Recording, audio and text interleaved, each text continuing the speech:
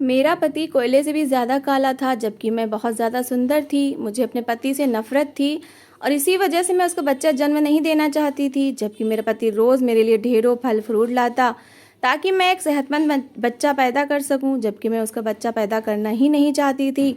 हालांकि मेरी डिलीवरी के दिन भी बहुत ज़्यादा निकट थे। यूँ एक दिन मैं जानबूझकर फिसली ताकि बच्चा ख़त्म हो जाए।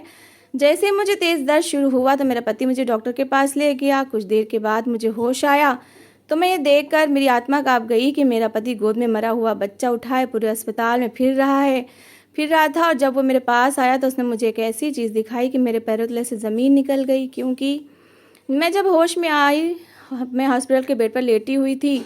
मुझे नर्स ने दुख भरी आवाज़ में बताया कि हम आपका बच्चा नहीं बचा पाए। ये सुनकर एक पल के लिए मेरे दिल को कुछ हुआ था, जैसे मेरे शरीर से किसी ने मेरी आत्मा अलग कर दी हो। मैंने खाली खाली नज़र इधर उधर दौड़ाई तो मुझे मनीष नज़र आया। उसने गोद में मरे हुए बच्चे को उठाया हुआ था और वो पूरे अस्पताल में मिठाई बांट रहा था। मुझे होश में देखकर वो भागकर मेरे पास आया और बोला, बधाई हो कल्पना, तुमने बेटे को जन्म दिया है मगर ये मर गया है। लेकिन कोई बात नहीं, मैं इसे अपने पास रखूंगा। ये मेरा बेटा है, मैं इसको कहीं जाने नहीं दूंगा। मनीष की बात सुनकर एकदम से मेरा दिल बैठ गया। उसने मुझे बच्चे की शक्ल दिखाई। वो हूबहू मेरी कॉपी था, गुलाबी और सफ़ेद रंगत, प्यारी सी नाक, छोटे छोटे होठ। मैं फूट फूट कर रोने लगी। मनीष भी रोने लगा था, लेकिन वो बोला, कल्पना रोने की ज़रूरत नहीं है, ये मेरा बेटा है, ये हमारे घर जाएगा, हमारे साथ ही रहेगा। मैं नहीं जानती थी कि वो अपनी धुन का पक्का है और वो जो कह रहा है वो कर दिखाएगा। अगले दिन मुझे अस्पताल से डिस्चार्ज कर दिया गया। मैं घर गई तो मैंने देखा कि एक कमरा मनीष ने बच्चे के लिए सेट किया हुआ था। मनीष बोला, मैंने अपने बेटे का नाम श्याम रखा है, ये कमरा श्याम का है और वो इसी में रहेगा। मैंने रोते उसके मुंह की तरफ देखा और कहा, ऐसा मत करो, हमारा बच्चा मर चुका है, तुम इसका क्रियाक्रम कर दो। मनीष मेरी बात सुनकर चिढ़ गया था। गुस्से से बोला, आज तो तुमने ये बात कर दी, लेकिन आज के बाद मैं तुम्हारे मुंह से ऐसी कोई बात ना सुनूं। मेरा बेटा जिंदा है और ये मेरे साथ ही रहेगा। मुझे मनीष की दिमागी हालत पर कुछ ठीक नहीं लग रही थी, लेकिन मैं उसे कुछ कह नहीं सकी। लेकिन वो मेरी बातों से तंग आकर दूसरे कमरे में शिफ्ट हो गया था, जो उसने बेटे के लिए सजाया हुआ था। मेरे सामने मनीष बच्चे के लिए कभी फीडर बनाकर ले जाता तो कभी उसका डायपर चेंज करता। मेरे दिल को कुछ कुछ होता था। मैंने एक दिन गुस्से से मनीष से कहा कि मेरे बेटे की लाश के साथ और खेल ना खेलो, इसे मुक्त कर दो। मनीष ने मेरे मुंह पर थप्पड़ मार दिया और बोला, मैंने तुम्हें कितनी बार कहा है कि तुम मेरे बेटे को मुर्दा मत कहो। आओ मैं तुम्हें कुछ दिखाता हूँ। वो ज़बरदस्ती मेरा हाथ पकड़कर मुझे उस कमरे में ले गया जहाँ पर श्याम लेटा हुआ था। उसने एकदम से मेरे बेटे के मुंह पर से कपड़ा हटा दिया। मेरी नज़र जैसे ही बच्चे के मुंह पर पड़ी तो मेरे मुंह से ज़ोरदार चीख निकल गई, क्योंकि वहाँ तो मुझे वो समय याद आने लगा जब मैं अपनी धुन में घर के शीशे में अपने आप को देखकर नाचने की कोशिश कर रही थी और साथ साथ वो गाना भी गुनगुना रही थी जो मैं आज बराबर वाले घर से सुनकर आई थी। मुझे खबर ही ना हुई कि कब मम्मी आई और कब मुझ पर अपनी चप्पल की हवाई फायरिंग कर डाली थी। मम्मी का निशाना बड़ा पक्का था, मेरी कमर पर जोर से लगी और मैं दर्द से बिलबिला उठी थी। मम्मी मुझे बड़ी कड़ी नज़रों से देख रही थी। वो बोली, आ जाने दो तुम्हारे पापा को। मम्मी भी हमेशा मुझे पापा की धमकी दिया करती थी, क्योंकि पापा से मुझे बहुत डर लगता था। वो एक सीधे और धार्मिक आदमी थे। वो अपने मोहल्ले के मंदिर के पुजारी थे। उन्होंने धर्म को अपने जीवन के हर हिस्से पर लागू किया हुआ था, जबकि मैं इतनी ज़्यादा रोक टोक से चिढ़ जाती थी। मैं एक आज़ाद ख्याल इंसान थी। मेरा मानना था कि अपने कर्मों का फल सिर्फ मुझे मिलेगा, इसलिए मुझे मेरी मनपसंद की ज़िंदगी बितानी दी जाए। मगर पापा तो हमारे घर के हिटलर थे। मैं और मेरे छोटे बहन भाई उनसे बहुत डरते थे। मुझे गाने सुनने, सीरियल देखने और नावल पढ़ने का बहुत शौक़ था, मगर हमारे घर में इन चीज़ों को बहुत बुरा समझा जाता था। मगर मैं कहाँ किसी की सुनने वाली थी। मैं अपनी सहेलियों से उनकी नावल उधार कर किताबों में छुपा कर पढ़ती थी। मैंने घर वालों से छुप छुप कर बहुत से सपने अपनी पलकों तले छुपा कर रखे हुए थे। मुझे पूरी उम्मीद थी कि एक न एक दिन मुझे मेरे नावल का हीरो जैसा लड़का अपने साथ ले जाने ज़रूर आएगा। फिर इसके बाद मैं जीवन में सुख पाऊंगी। मैं हर पूजा के बाद अपनी जल्दी से जल्दी शादी हो जाने के लिए प्रार्थना भी किया करती थी। मैं पुजारी जी की बेटी थी। भगवान पर मेरा पूरा विश्वास था। मुझे लगता था कि भगवान मेरी नैया ज़रूर पार करवा देंगे। मेरे 16 सोमवार के व्रत रखते ही मेरा रिश्ता आ गया। मम्मी ने मुझे बताया कि तुम्हारे पापा के किसी जानने वाले ने उनसे उनकी सबसे बड़ी बेटी का हाथ मांगा था और तुम्हारे पापा ने भी हाँ कह दी थी। अब 1-2 सप्ताह बाद तुम्हारा कन्यादान करके हम भी अपने कर्तव्य से मुक्त हो जाएंगे। मैंने इस बात में सर हिला दिया था। अब तो मेरी खुशी की कोई सीमा नहीं रही थी। मैंने जो चाहा था वो मुझे अब मिल रहा था। मैं इस जेल खाने से आज़ाद होकर अपने पति के घर जाने वाली थी। ये सोच सोच कर मैं खुश होती रहती थी। मैंने ये 2 सप्ताह दिन गिनकर गुजारे थे और अब मम्मी मुझे हर समय घर बसाने के गुण सिखाती रहती थीं। एक बार तो मम्मी ने मेरे सामने हाथ जोड़ कर कहा, तुझसे विनती करती हूँ कल्पना, ससुराल में मेरा मान रख लेना, कहीं ऐसा ना हो कि तुम्हारी वजह से मेरे दिए हुए संस्कारों पर सवाल उठें और मैं तुम्हारे पापा से आँख मिलाने के भी काबिल ना रहूं। मैं मम्मी को बहुत समझाती थी, हौसला देती। आखिरकार मेरी शादी का दिन आ ही गया था। मेरे पापा की कमाई बहुत अधिक ना थी, इसलिए उन्हें ज़्यादा खर्चा नहीं किया था। इस तरह बड़ी सादगी से मैं विदा होकर अपने पति के घर आ गई थी। ये घर बहुत आलीशान था। इस घर से मेरे मायके घर जितने 5 घर निकल सकते थे। फिर मुझे कमरे में ले जाकर बिठा दिया गया था। कुछ समय में तो मैं सिर झुकाकर बैठी रही, फिर कमरा देखने के लिए सर उठाने लगी थी। मैंने जल्दी से घूंघट अपने चेहरे से उठाकर अपना कमरा देखा तो मेरी आंखें फटी की फटी रह गई थीं। इतना सुंदर और सजा हुआ कमरा मैंने आज तक नहीं देखा था। फिर मुझे कमरे के बाहर से खटखट की आवाज़ आने लगी तो मैंने घूंघट चेहरे पर गिरा लिया था। मेरा पति कमरे के अंदर आया। वो चलता हुआ मेरे पास आकर बैठ गया। मैं मुस्कुराने लगी। मेरे पति ने मेरा घूंघट उठाया तो मैं नजरें नीचे किए बैठी रही। फिर उसने हीरे की अंगूठी मेरे सामने कर दी तो मैं ठिठक कर रुक गई थी। हीरे की अंगूठी देखकर नहीं, काले हाथ देखकर। मैंने जल्दी से अपनी नजरें अपने सामने बैठे अपने पति पर डाली तो मैं दंग रह गई। एक बड़ी उम्र का बिल्कुल काला आदमी मेरे सामने बैठा मुस्कुरा रहा था। मैं एकदम से सिमट कर बोली, सॉरी अंकल, मुझे नहीं मालूम था कि आप आए हैं। मैं समझी मनीष है, वो किधर रह गए। वो आदमी एकदम से परेशान हुआ। मनीष से मेरे दिल को कुछ हुआ था। मेरी सोचों के घोड़े दौड़ने लगे थे। हाय, कहीं मेरा पति भाग तो नहीं गया। वो आदमी गला खकार कर बोला, कल्पना, मैं ही मनीष हूँ। क्या? मैं कुछ समझी नहीं। मुझे अपने कानों पर विश्वास नहीं हो रहा था। वो बोला, कल्पना, तुम्हारी शादी मुझसे ही हुई है, मैं ही तुम्हारा पति हूँ। इस आदमी की बात सुनकर मैं बेहोश होते होते बची थी। मेरे अंदर जैसे कुछ टूट सा गया था। मैंने एकदम से दहाड़े मारकर रोना शुरू कर दिया। मनीष भी घबरा गए। वो मुझसे रोने की वजह पूछने लगे तो मैंने सर दर्द का बहाना किया और रोने लगी। फिर वो मेरे लिए टिबलेट लेकर आए, खाना पानी भी लेकर आए, मगर मैंने अपने मुंह से कपड़ा नहीं हटाया। मैं सारी रात रोती रही। मैंने दिल ही दिल में अपने पापा से कहा था, दुनिया में तो पापा आप सबके अच्छे पुजारी जी बने बैठे हो ना, पर एक दिन मैं भगवान से आपकी शिकायत ज़रूर करूँगी। सुबह हुई तो मनीष मेरे पास आकर बैठ गया और बोला, कल्पना, मैं जानता हूँ तुम्हारे सर में दर्द नहीं था। तुम शायद खुद से दोगुनी उम्र के आदमी को अपना पति स्वीकार नहीं कर पा रही हो। मैं जानता हूँ मैं उम्र में तुमसे बड़ा हूँ, तुमसे सूरत में भी कम हूँ, मगर मैं दिल का बुरा बिल्कुल भी नहीं हूँ। मैं तुम्हें अपने घर की महारानी बनाकर रखूँगा। तुम्हारे पैरों में दुनिया की हर खुशी लाकर ढेर कर दूंगा। मैं तुम्हें इतना सुख दूंगा कि तुम अपने भाग्य पर गर्व करोगी। मनीष ने जो कहा था वो सच करके दिखा दिया था। वो सच में मेरी बहुत इज्जत और प्यार किया करता था और वो मेरे नखरे उठा उठा कर कभी परेशान नहीं होता था। मनीष ने सही मायने में मुझे अपने घर की रानी बनाया हुआ था, जबकि मैं मनीष से सीधे मुंह बात भी नहीं करती थी। वो मुझसे कोई सवाल करता तो मैं उसका कड़वा सा जवाब दे देती ताकि दोबारा उसकी हिम्मत मुझसे बात करने की ना हो, लेकिन फिर भी वो बहुत खुश था। मैंने कितने सुंदर सपने देखे थे और उनके बदले मुझे कितना भयानक सच मिला था। लेकिन फिर ज़्यादा दिन मुझसे घर में नहीं रहा गया, क्योंकि मैं तो यहाँ वहाँ घूमने फिरने वाली मस्त आज़ाद लड़की थी। घर के अकेलेपन से मैं उकताकर अपनी पड़ोसन के घर चली जाती थी। उनका घर तो हमारे घर जैसा बड़ा नहीं था और वो पैसे में भी हमसे बहुत कम थे, लेकिन हमारे पड़ोसी की बेटी मेरे साथ की निकली। मैं उसके साथ बैठकर बातचीत करने लगी। वो काफ़ी हंसमुख लड़की थी। उससे बात करके मैं एकदम हल्की फुल्की हो गई थी। मैं उस लड़की की कंपनी से काफ़ी प्रभावित हुई थी, इसलिए मैंने रोमा से दोस्ती कर ली। मैंने उसे अपने घर आने को भी कहा था और वो 1-2 बार मेरे घर भी आई थी, लेकिन ज़्यादातर मैं ही उसके घर जाती थी। एक दिन मैं रोमा के साथ बैठी बातें कर रही थी कि जब एक प्यारा सा लड़का लाउंज के अंदर आया। वो बिल्कुल किसी हीरो की तरह दिखता था। मैंने रोमा से पूछा, ये लड़का कौन है?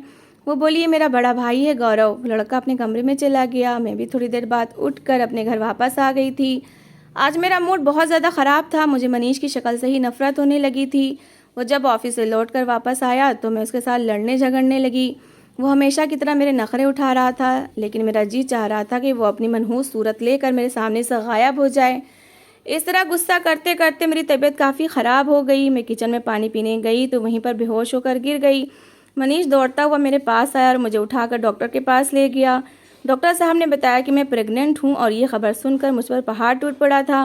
मैंने नफरत से सर झटका और दिल में इरादा कर लिया कि मैं इस काले कलूटे इंसान के बच्चे को बिल्कुल जन्म नहीं दूंगी।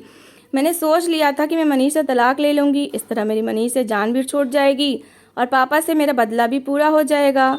घर आकर भी मेरा मूड बहुत ज़्यादा ख़राब रहा था। मनीष मेरी मिन्नतें करता रहा कि तुम अपना मूड अच्छा कर लो, नहीं तो बच्चे की सेहत पर बहुत बुरा असर पड़ेगा। अगले दिन सुबह होते ही मैं रोमा के घर पहुंच गई। मैं उसके गले लग कर फूट फूट कर रो दी थी। उसने वजह पूछी तो मैंने ये नहीं बताया कि मैं माँ बनने वाली हूँ, बल्कि मैंने उससे कहा कि मनीष मेरे साथ बहुत लड़ता है, कल रात भी उसने मुझे बहुत ज़्यादा मारा है। रोमा मेरे लिए परेशान हो गई थी। वो मुझे दिलासे देने लगी। तभी न जाने गौरव कहाँ से निकल आया था। वो भी काफ़ी परेशान लग रहा था और वो बोला, तुम्हें तुम्हारा पति क्यों मारता है? गौरव का ध्यान अपनी तरफ देखकर मैंने जल्दी से बताना शुरू कर दिया। मैं बोली, मनीष अपनी आदत से मजबूर है, वो छोटी छोटी बातों पर मुझे मारता है। गौरव मेरे पास आकर बैठ गया था। वो बोला, अगर तुम्हें तुम्हारा पति मारता है तो तुम उसके खिलाफ पुलिस में रिपोर्ट दर्ज करवाओ। मैं बोली, गौरव मैं पुजारी की बेटी हूँ, मैं कहाँ थानों के चक्कर लगाती फिरूंगी। गौरव ने जल्दी से मुझे अपना मोबाइल नंबर दिया और बोला, अगर तुम्हें फिर मनीष ने मारा तो तुम मुझे कॉल करके बताना। तुम अब निश्चिंत हो जाओ, मैं सब कुछ संभाल लूँगा। मैं गौरव का नंबर लेकर चली गई। मैं बहुत ज़्यादा खुश थी। शाम में ही मैंने उसको फ़ोन कर दिया। मैंने कहा, मैंने आपका धन्यवाद करने के लिए फ़ोन किया है, आप बहुत अच्छे हैं। गौरव मेरी बात सुनकर हंस पड़ा। वो बोला, अच्छी तो तुम भी बहुत हो, इसलिए तो मैं तुम्हारी मदद करना चाहता हूँ। यूं ही हम इधर उधर की बातें करने लग गए। 1 घंटा बीत गया था। जब मनीष ऑफिस से वापस आया तो मैंने जल्दी से फ़ोन बंद कर दिया था। अब मैं हर दिन बहाने बहाने से गौरव को फ़ोन किया करती थी। वो भी मुझे आगे से बहुत अच्छा रिस्पांस दे रहा था और वो कहता था, मैं तो हर समय तुम्हारी कॉल का इंतज़ार करता रहता हूँ। मेरी और गौरव की बहुत गहरी दोस्ती हो गई थी। एक दिन उसने मुझे होटल में बुलाया था। मैं बड़ा तैयार होकर गई थी। हमने वहाँ बैठकर खाना खाया था। गौरव बोला, मुझे इस बात का दुख रहेगा कि तुम जैसी सुंदर लड़कियां ये अमीर बुढ़े क्यों ले जाते हैं। वो बोला, तुम्हारी शादी मुझ जैसे लड़के से होनी चाहिए थी। मैं गौरव की बात सुनकर रो पड़ी थी। मैं बोली, मेरी भी यही इच्छा थी कि मेरी शादी तुम जैसे लड़के से होती, मगर मेरे पापा ने मुझसे बिना पूछे मेरी शादी मनीष के साथ कर दी थी। गौरव बोला, अगर मैं एक बात कहूँ तो तुम गुस्सा तो नहीं करोगी? मैं झट से बोली, नहीं नहीं, मैं क्यों करूँगी गुस्सा, तुम खुलकर बात करो, जो कुछ तुम कहना चाहते हो कहो। वो बोला, अगर तुम किसी तरीके से मनीष से डाइवोर्स ले में सफल हो जाती हो तो मैं तुम्हें अपना लूँगा। गौरव की बात सुनकर तो मेरे पैर के नीचे से पैर ज़मीन पर नहीं टिक रहे थे। मैं बड़ी खुशी खुशी घर गई थी। मैं पूरा दिन मनीष से डाइवोर्स लेने के प्लान बनाती थी। मगर अब ये जो बच्चे की आफत आन पड़ी थी, इसके बारे में सोच सोच कर परेशान हो रही थी। मैं किसी कीमत पर भी मनीष के बच्चे को जन्म नहीं देना चाहती थी। इस तरह तो वो बच्चा मेरे पैरों की बड़ी बन जाता। जबकि मनीष ने जब से बच्चे की खबर सुनी थी तब से उसने बहुत ज़्यादा मेरा ख्याल रखना शुरू कर दिया था। वो मेरे लिए फ्रूट्स लेकर आता, फिर वो फ्रूट काट कर मेरे सामने रखता और चाहता था कि उसका बच्चा सेहतमंद पैदा हो। लेकिन मैं हर समय मनीष के साथ लड़ती रहती थी। एक दिन गौरव ने मुझे फिर से होटल में बुलाया। उस दिन मैंने रो रो कर उसको बता दिया कि मैं उसके बच्चे की माँ बनने वाली हूँ। गौरव मेरी बात सुनकर खाना बीच में ही छोड़कर चला गया था। मैं उसे फ़ोन करती रही, लेकिन वो मेरी कॉल ही नहीं उठा रहा था। उसने बड़ी मुश्किल से मेरा फ़ोन उठाया। वो बोला, अब तुम मुझे फ़ोन क्यों कर रही हो, तुम तो मेरे साथ खेल खेल रही हो। मैं बोली, मैं मनीष के बच्चे को जन्म नहीं देना चाहती, तुम्हारे साथ घर बसाना चाहती हूँ। गौरव मेरी बात समझ गया, सारी बात समझ चुका था। वो बोला, हाँ ठीक है, तुम मनीष से अपना रास्ता अलग करना चाहती हो, लेकिन खाली हाथ डाइवोर्स क्यों लो।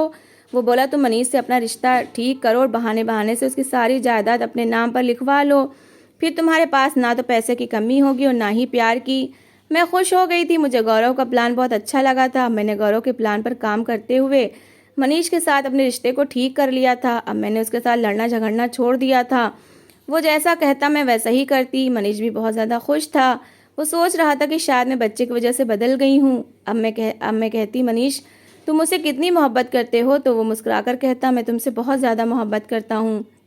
तो मैं कहती कि मुझे इस मोहब्बत का सबूत चाहिए। वो बोलता, कैसा सबूत? मैं कहती, तुम अपनी सारी जायदाद मेरे नाम पर लिख दो, यही तुम्हारी मोहब्बत का सबूत होगा। मनीष ने मेरी बात मान ली और अपनी सारी जायदाद मेरे नाम कर दी। अब मैं बहुत खुश रहने लगी थी, लेकिन बच्चे की चिंता मुझे अभी भी सताए जा रही थी। मेरी डिलीवरी में बहुत कम दिन रह गए थे। फिर मैंने एक नाटक किया। मैंने खुद को जानबूझकर सीढ़ियों से गिरा लिया। मेरी हालत बहुत ज़्यादा बिगड़ गई थी। मुझे जगह जगह चोटें आई थी। मैं बेहोश हो गई। मैं जब होश में आई तो मैं हॉस्पिटल के बेड पर बेसुध लेटी हुई थी। मुझे नर्स ने बड़े दुख से कहा कि बच्चे को हम बचा नहीं पाए। ये खबर सुनकर एक पल के लिए मेरे दिल को कुछ हुआ था, जैसे किसी ने मेरे शरीर से आत्मा अलग कर दी हो। मैंने खाली खाली नजरें इधर उधर दौड़ाई तो मुझे मनीष नजर आ गया। उसने गोद में मुर्दा बच्चे को पकड़ रखा था और वो पूरे हॉस्पिटल में मिठाई बांट रहा था। ये सारा दृश्य देखकर मैं बहुत घबरा गई थी। मनीष वो मुर्दा बच्चा घर भी ले आया था। फिर वो उस बच्चे को अपने साथ रखा करता था, उसके कपड़े बदलता, उसके लिए फीडर बनाता था, उसका डायपर तक चेंज करता था। मगर मुझ में उस बच्चे की शक्ल देखने की हिम्मत नहीं थी। मेरे बच्चे की मौत को 5 दिन हो गए थे। यानी मनीष 5 दिनों से मुर्दा बच्चा लिए फिर रहा था। मुझे हैरत होती थी कि अभी तक बच्चे की लाश से बदबू आना शुरू क्यों नहीं हुई। मैं ये सब देखकर खुद पागल होती जा रही थी। मैंने गौरव को फ़ोन करके कहा कि मैं तुम्हारे साथ नया घर बसाना चाहती हूँ। वो बोला ठीक है, तुम अपने सारे गहने और जायदाद के पेपर्स लेकर बस स्टेशन पर पहुँच जाना। मैंने अपना सारा सामान पैक कर लिया था। मेरे पास ज़्यादातर हीरे के ही गहने थे। वो सब चीज़ें बैग में डालकर मैं दोपहर 2 बजे बस स्टेशन पर पहुँच गई थी। गौरव मेरे इंतज़ार में वहीं खड़ा था। वो मुझे देखकर बहुत ज़्यादा खुश हो गया था। उसने आगे बढ़कर जल्दी से मेरे हाथ से बैग पकड़ा और मुझे बेंच पर बिठाकर खुद टिकट लेने चला गया था। मैं स्टेशन पर बैठी गौरव का इंतज़ार कर रही थी, मगर वो लौटकर नहीं आया था। यहाँ तक कि बस स्टेशन पर खड़ी सारी बसें जा चुकी थी। अब मेरा माथा ठनका था। मैंने गौरव को कॉल की तो उसका नंबर बंद जा रहा था। मुझे स्टेशन पर बैठे बैठे बड़ी देर हो गई थी। मैं उठकर घर की तरफ चल दी। मैंने टैक्सी गौरव के घर के बाहर रुकवाई थी, लेकिन उनके गेट के बाहर बहुत बड़ा ताला मेरा मुंह चिढ़ा रहा था। मैं धक से रह गई थी। गौरव के घर के पास एक बूढ़ा आदमी खड़ा था। मैं बोली, अंकल आप कौन हैं? तो वो बोला, बेटा हमने ये मकान ख़रीद लिया है। यहाँ का मकान मालिक गौरव था। उसने मुझे बताया था कि उसकी लॉटरी लग गई है, इसलिए वो मुझे ये घर सस्ते में बेचकर मुंबई शिफ्ट हो गए। मेरे तो आसपास की हर चीज़ घूमने लगी थी। मैं दीवार का सहारा लेकर घर पहुंची तो मनीष को घर में ही पाया था। मैंने गुस्से से मनीष से कहा कि मेरे बेटे की लाश के साथ खेल मत करो, इसको दफन कर दो। मनीष ने मेरे मुंह पर थप्पड़ मार दिया। वो बोला, मैंने तुम्हें कितनी बार कहा है कि तुम मेरे बेटे को मुर्दा मत कहो, आओ मैं तुम्हें कुछ दिखाता हूँ। वो ज़बरदस्ती मेरा हाथ पकड़कर मुझे उस कमरे में ले गया जहाँ पर श्याम लेटा था। उसने एकदम से श्याम के मुंह पर से कपड़ा हटा दिया। मेरी नज़रें जैसे उस बच्चे के मुंह पर पड़ी तो मेरे मुंह से ज़ोरदार चीख निकली थी, क्योंकि वहाँ तो एक गुड्डा पड़ा हुआ था और इस गुड्डे के मुंह पर श्याम की तस्वीर लगी थी। मैं एकदम से फूट फूट कर रोने लगी। मनीष बोला, तुम्हें मेरे बच्चे को कत्ल करते हुए ज़रा भी दुख नहीं हुआ था? तुम कैसी माँ हो? तुमने गैर मर्द की खातिर मेरा बच्चा ही मार डाला। मुझे बताओ क्यों किया ये सब? जिसकी खातिर तुमने ये सब किया है वो तुम्हें बस स्टेशन पर ही अकेला छोड़कर फरार हो गया। मुझे हैरत का तेज़ झटका लगा था। तो क्या मनीष मेरी सारी हरकतों को जानता था? मैं मनीष के पैरों में गिरकर रोने लगी। मैंने हाथ जोड़कर माफ़ी मांगी और कहा कि तुम्हारी सारी जायदाद वो लेकर भाग गया है। मनीष बोला, मैं जानता हूँ कि तुम मुझसे छुप छुप कर गौरव से मिला करती थी। उसकी खातिर तुमने मेरे बच्चे को मौत के घाट उतार दिया। उसकी खातिर तुमने मुझसे सारी जायदाद मांगी थी। मैंने अलमारी से सारे असली गहने निकालकर उनकी जगह नकली गहने रख दिए थे। जायदाद के पेपर्स भी नकली रख दिए थे। मैं जानता था कि तुम गौरव से धोखा खाकर ही मेरे पास आओगी। मैंने बड़ी हैरानी से मनीष की तरफ देखकर कहा कि क्या तुमने मुझे माफ़ कर दिया? तो वो हंसकर बोला, तुम मेरे साथ रहोगी, सुबह शाम मेरी शक्ल देखोगी, क्या ये किसी सज़ा से कम है? तुमने मेरे बच्चे को मारा है, कल्पना मैं तुम्हें उम्र कैद की सज़ा सुनाता हूँ। मनीष चला गया था तो मैं फूट फूट कर रोने लगी थी। अनचाहे इंसान के साथ रहना भी एक सज़ा ही थी और मुझ जैसी औरत इसी सज़ा की हकदार थी। तो दोस्तों, इस कहानी को लेकर आपकी क्या राय है कमेंट बॉक्स में ज़रूर बताएं, और अगर कहानी अच्छी लगी हो तो प्लीज़ इसे लाइक करें। अगर आपने हमारे चैनल को अभी तक सब्सक्राइब नहीं किया तो ज़रूर कर लीजिए। तो मिलते हैं ऐसी ही एक मोटिवेशनल कहानी के साथ। Thanks for watching.